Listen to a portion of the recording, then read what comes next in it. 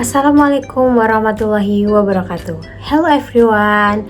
Halo, saya Aurelia Febriana Wijanti dari Teknik Informatika Universitas Pancasila. Dengan NIM 45242150112. Di sini akan menjelaskan tentang algoritma dan pemrograman.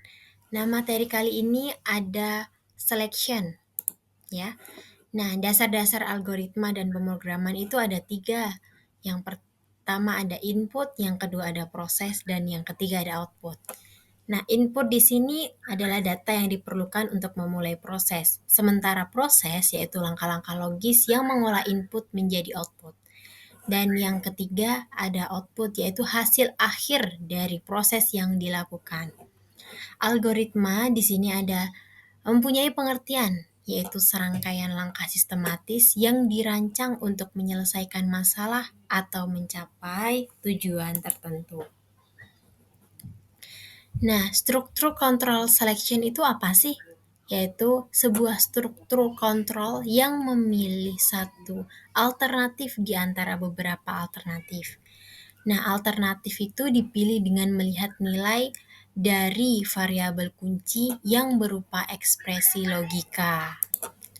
Selanjutnya, ada pengertian selection, yaitu merupakan proses penyeleksian kondisi yang menyebabkan satu atau lebih statement yang akan diproses, atau dapat juga menyebabkan satu atau lebih statement atau perintah yang tidak dapat diproses. Nah, ini tergantung dari hasil kondisi yang diseleksinya ya.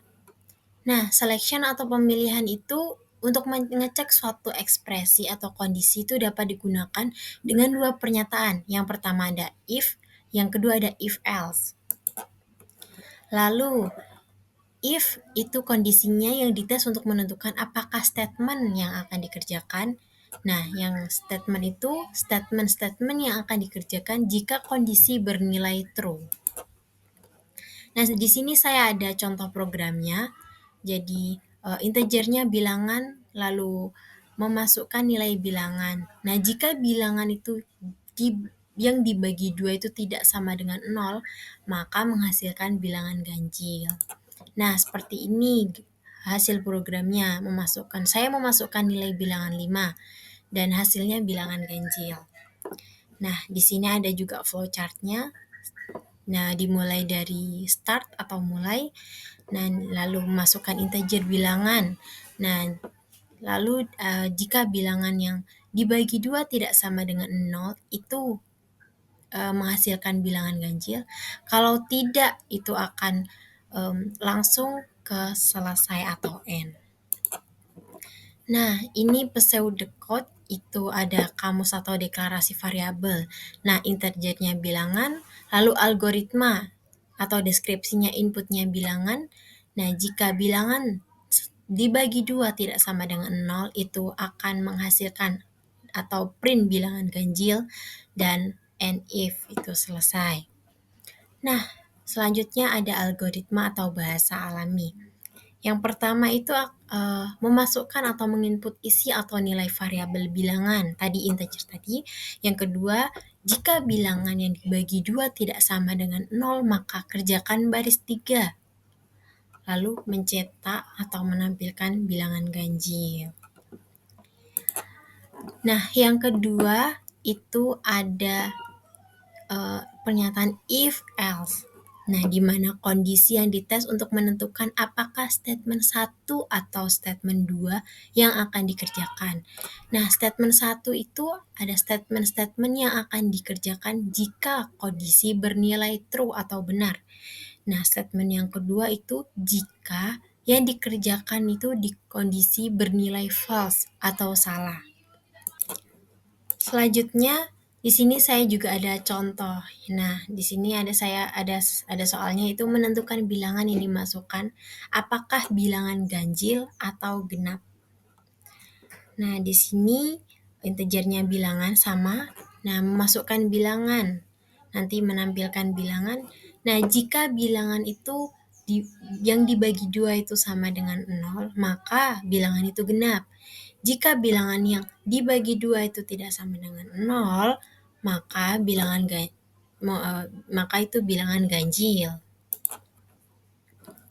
Nah, di sini saya udah ada hasil programnya.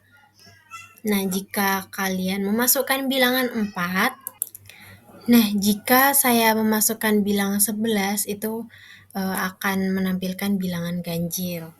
Nah, di sini saya ada flowchart-nya, yang dimulai dari start, lalu integer bilangan, lalu jika bilangan yang dibagi 2 itu sama dengan 0, maka menghasilkan bilangan genap dan berakhir di N.